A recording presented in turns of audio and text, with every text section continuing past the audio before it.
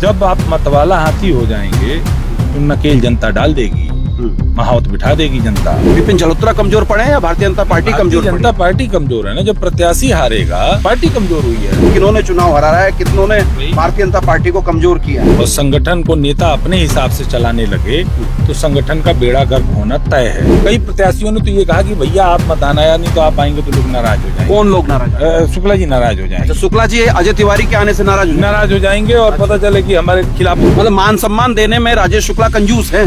दिक्कत यही है। राजेश शुक्ला जी चुनाव क्यों हारे? आपके कर्म आपके सामने आते हैं, आप जैसा करोगे वैसा बोगे। मेरे साथ फ्रेम में बातचीत करने के लिए अजय तिवारी जी मौजूद हैं और मैं पहले भी कह चुका हूं कि किच्छा की राजनीति की अगर बात हो तो अजय तिवारी को छोड़ा नहीं जा सकता।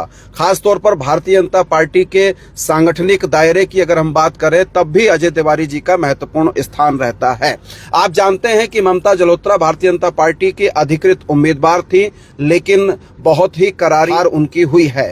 राजेश शुक्ला पूर्व विधायक चुनाव लड़ा रहे थे रीना गौतम को, वो बागी थी, भारतीय जनता पार्टी से चुनाव नहीं लड़ी थी और बागी होने के बावजूद भी उन्होंने 25-15 के रेशियो से चुनाव जीता है। 2022 में अजय तिवारी भी बागी हुए थे, पार्टी ने अनुशासनात्मक कार्रवाई आपके खिलाफ की थी। आज 2025 में राजेश शुक्ला भी बागी होकर रीना गौतम को चुनाव लड़ाए हैं। पार्टी कब कार्रवाई करेगी? पार्टी कार्रवाई करेगी जी। और क्योंकि ये भारतीय जनता पार्टी है और जो अनुशासनहीनता करता है, मैंने नहीं देखा है बड़ा नेता हो चाहे बहुत बड़ा नेता हो उसके खिलाफ भी कार्रवाई करती है, तो हमें पूरी उम्मीद है कि पार्टी कड़ी कार्रवाई। जैसे ही आपने यह ऐलान किया कि निर्दलीय आप चुनाव लड़ेंगे 2022 में विधानसभा का, तो आपका निष्कासन का लेटर आ गया था। यहाँ चुनाव लड़ने का ऐलान हुआ रीना गौतम का, राजेश शुक्ला खुद ताल ठोक कर चुनाव लड़ा रहे हैं।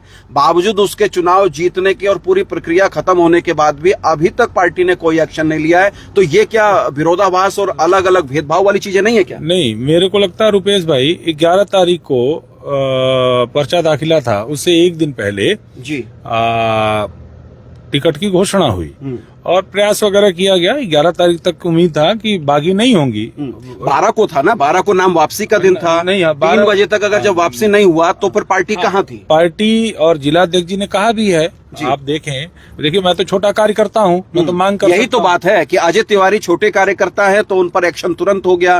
राजेश शुक्ला पूर्व विधायक है, बड़े नेता है, इसलिए उन पर कार्रवाई नहीं होगी। नहीं, जिलाध्यक्ष जी भाजपा का दोहरा चरित्र नहीं है क्या? दोहरा चरित्र नहीं है और जिलाध्यक्ष जी ने कहा है कि कड़ी कार्रवाई होगी और कार्रवाई होनी है देहरादून से जी। अभी कल तक सब लोग चुनाव और पूरे प्रदेश में चुनाव था, तो आप देखिएगा एक आध दिन में। नहीं, आपको नहीं लगता है कि ये कार्रवाई 12 तारीख को ही होनी चाहिए थी या 12 तारीख को जो है जब तक नामांकन वापस लेने का दिन था उस समय तक जो है? कई बार ये होता है जी कि मेरे खिलाफ भी कार्रवाई 14 को चुनाव था तो 9 तारीख को हुई थी मेरे खिलाफ कार्रवाई। पार्टी को ये था कि मैं बैठ जाऊंगा या मान जाऊंगा या समझो उनके पक्ष में आ जाऊंगा, तो पार्टी को उम्मीद थी, 14 तारीख तक की उम्मीद थी, सब लोगों को उम्मीद थी कि मान जाएंगे, भाई वोट होगा, लेकिन उनकी तरफ ना देखे। तो मेरे को लग रहा ऐसा हुआ होगा जी। कमजोर कौन हुआ यहाँ पर? ममता जलोत्रा चुनाव हार गई, भारतीय जनता पार्टी कमजोर पड़ गई, भारतीय जनता पार्टी चुनाव हारी है, या कौन, किसको आप कमजोर मान रहे हैं?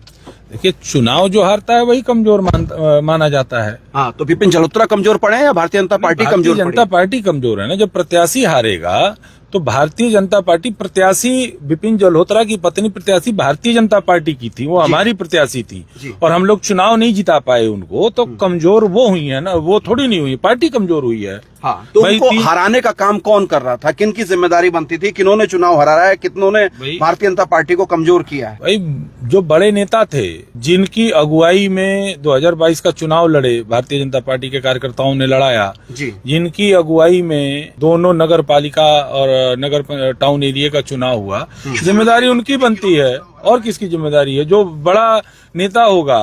बड़ा नेता कौन है? अजय तिवारी घबरा क्यों रहे हैं? नाम लेने में क्या संकोच है? क्या आप नहीं कह सकते हैं कि राजेश शुक्ला चुनाव हराए हैं? बिल्कुल, राजेश शुक्ला जी ही तो उनको लड़ा रहे थे रीना गौतम को। तो नाम लेने में संकोच क्यों हो रहा है? नहीं, नाम कहाँ ले रहा हूँ, दिक्कत है। दिक्कत यही है ना कि रीना गौतम कौन? कौन? रीना गौतम के पति 2022 तक कांग्रेस के साथ रहे, 2022 के बाद आए, तो यही तो दिक्कत है ना। और मुझे तो ऐसी जानकारी है कि 1.5 साल पहले ही लोकसभा चुनाव से पहले भारतीय जनता पार्टी का दामन थामे। वही संगठन को ये सूचित किया गया है कि जो व्यक्ति 1.5 साल पहले आया उसको संगठन का महामंत्री बना दिया गया, उस व्यक्ति को उस क्षेत्र का नहीं रहने वाला है, वहां का उसको जिला पंचायत सदस्य का टिकट दे दिया गया।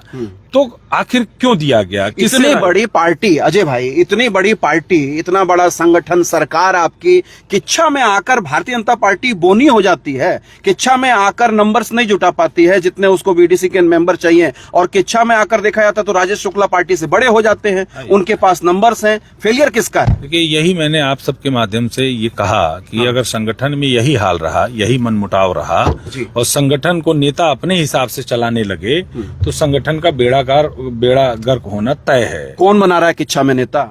नेता तो आज अभी के हिसाब से, संगठन की दृष्टि के हिसाब से राजेश शुक्ला जी तो हैं। भाई, हारे हुए विधायक को पार्टी एज ए विधायक देखती है। संगठन कह रहा है कि ममता जल्होत्रा को लड़ाओ और आप कह रहे हो एक नई परिपाटी चालू कर रहे हो, तो कमजोर नहीं हो रही तो मजबूत हो रही है। और ये बात तब निकल कर आती है जब आप 3 जिला पंचायत की सीट भारतीय जनता पार्टी किच्छा विधानसभा क्षेत्र में हारती है। बिल्कुल, बावजूद उसके पार्टी का डिसीजन नहीं मान्य होता है, तो इसकी सुनवाई आखिर होगी कब और कहाँ होगी? अभी ये तो उच्च अधिकारियों को करना है और सारे कार्यकर्ताओं ने, सभी संगठन के लोगों ने इस चीज की मांग की है और जिलाध्यक्ष जी ने भी कहा है कि भाई इसकी समीक्षा होनी चाहिए कि तीनों सीटें हम क्यों हारे। अच्छा, जब राजेश शुक्ला के पास अगर मान लीजिए नंबर थे, फ्लोर टेस्टिंग वो करा चुके थे, उनके पास नंबर पूरे थे, तो फिर रीना गौतम ही को क्यों नहीं मौका दिया गया? जैसा कि वो कहते हैं, मुझे नहीं लगता कि अगर उनके पास तब फ्लोर टेस्ट पे अगर इतने होते तो टिकट उनको क्यों नहीं मिलता। भाई, पार्टी ने टिकट तो उसी को दिया ना कि जिसने अपने बीडीसी की संख्या 21 से ऊपर या 21 से 21 से ऊपर दिखाई जी। तो ये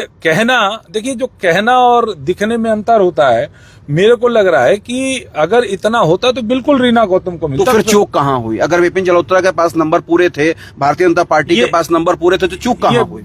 अंदर खाने सेंधमारी हुई है क्या? अरे देखिए, चुनाव होगा तो सेंधमारी भी होगी, विरोध भी होगा, पक्ष भी होगा। चुनाव आप लड़ रहे हैं तो ये विपिन जल्होत्रा को भी देखना चाहिए कि क्या गड़बड़ी रही। विपिन जल्होत्रा देखेंगे या भारतीय जनता पार्टी देखेगी? भाई, क्यों नहीं देखेगी? भाई, चुनाव तो भाजपा लड़ रही है ना। भाजपा लड़ रही है। आप कहते हैं कि भाजपा ही मुख्य है, वहाँ कैंडिडेट मुख्य नहीं है। हाँ, नहीं, मुख्य नहीं है, लेकिन कैंडिडेट भी एक चेहरा होता है ना जी।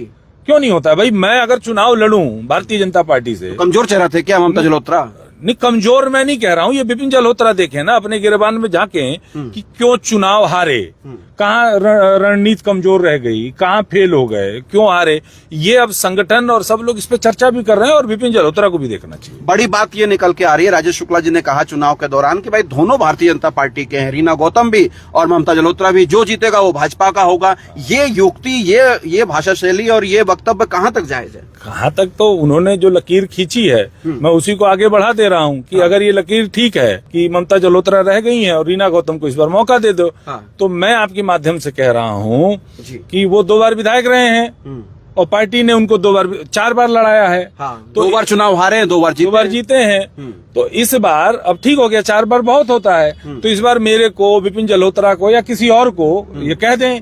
क्या बात है? राजेश शुक्ला की बात उन्हीं पर पलटवार हो रही है कि 2-4 बार भारतीय जनता पार्टी राजेश शुक्ला को मौका दे चुकी है। 2 बार वो विधायक बने हैं और 2 बार चुनाव हारे हैं, तो इस बार अजय तिवारी को मौका दे देना चाहिए। बिल्कुल भाई, अगर वो खुद ही कह रहे हैं ना कि दोनों पहलवान भाजपा के हैं, अगर उस परिपाटी की बात करें तो फिर वो अपने पे भी लागू करें ना। स्वीकार करेंगे ये प्रस्ताव आपका? अब वो उनसे पूछिएगा जाके, भाई उस पर स्वीकार करें ना कि नगला में आपका भतीजा बने, मेयर आपके परिवार का बने, चेयरमैन आपके परिवार का बने, ठीक है, और प्रमुख वो बने जिसको आप 15 दिन पहले लेके आए हैं, 20 दिन पहले पार्टी में लेके आए हैं। तो ये कार्यकर्ता कहाँ जाएगा? जो आप कह रहे थे कि क्यों चुनाव हारे, तो मेरे हिसाब से, मेरी भी बात हुई, मेरे को भी कई प्रत्याशियों ने तो ये कहा कि भैया आप मत आना यार, नहीं तो आप आएंगे तो लोग नाराज हो जाएंगे। कौन लोग नाराज? शुक्ला जी नाराज हो जाएंगे। अच्छा, शुक्ला जी अजय तिवारी के आने से नाराज हो जाएंगे और पता चले कि हमारे खिलाफ, मतलब ऐसा भी कहा।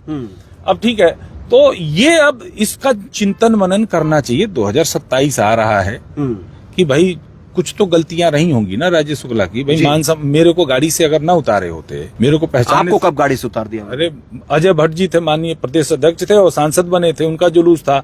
विवेक सक्सेना जी थे और पंत नगर से चल रहे थे, मैं भी गाड़ी में बैठ गया तो बोले उतरो उतरो, तो मैंने राजेश शुक्ला जी की गाड़ी से? हाँ, उन्होंने कहा कि मेरी गाड़ी है उतर जाओ। अगर ऐसा ही करेंगे भाई, मैं अपने मान सम्मान के लिए चुनाव लड़ा रुपेश भाई, कि आप गाड़ी से उतार देंगे, आप बेइज्जत करने लगेंगे, आप कुछ भी बोलने लगेंगे तो ठीक है। जब कुछ लोगों ने उनको कहा कि चलो अजय से बात कर लो, बैठो, बोले लड़ने तो साले को 500-700 वोट पाएगा, 300 वोट पाएगा, ये भी कहा। उन्होंने अगर मेरे को छोटे भाई की तरह मान सम्मान दिया होता तो शायद मैं चुनाव नहीं लड़ता। मतलब मान सम्मान देने में राजेश शुक्ला कंजूस हैं।